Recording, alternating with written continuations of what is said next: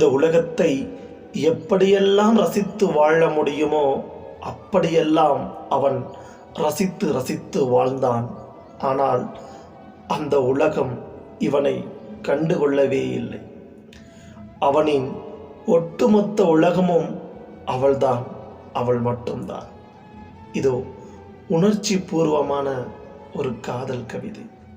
கவிதையினை பாருங்கள், கண்ணீரோடு விடைபெறுங்கள். வாங்க கவிதைக்கு போகலாம். இந்த உலகம்தான் என்னை புரிந்து கொள்ளவில்லை. என் உலகமே நீதான் என்று நம்பினேனே, நீயுமா புரிந்து கொள்ளவில்லை? உனக்காகத்தானே இந்த உயிரை பிடித்து வைத்திருந்தேன். கடைசி வரையும் நீ காட்சி தராமலே போய்விட்டாயே.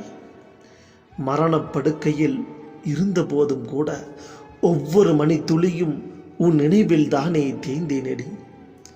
என் காதலை எப்படியெல்லாம் சொல்ல முடியுமோ அப்படியெல்லாம் சொன்னேன். இறுதி வரை உன் இதயம் என் இதய துடிப்பை புரியவில்லையே. பரவாயில்லை, நீ என்னை காதலிக்காமல் போனதும் நல்லதுதான் போல.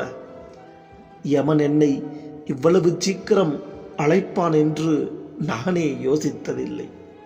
இதோ கல்லறையில் புதைந்து கிடக்கிறேன் உன் நினைவுகளோடு நான்.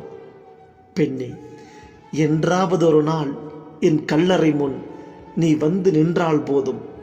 உன் வாசத்தை நான் சுவாசித்து கல்லறைக்குள் என் ஆத்மா அமைதியாகும். காத்திருக்கிறேன் ஒவ்வொரு நொடியும்.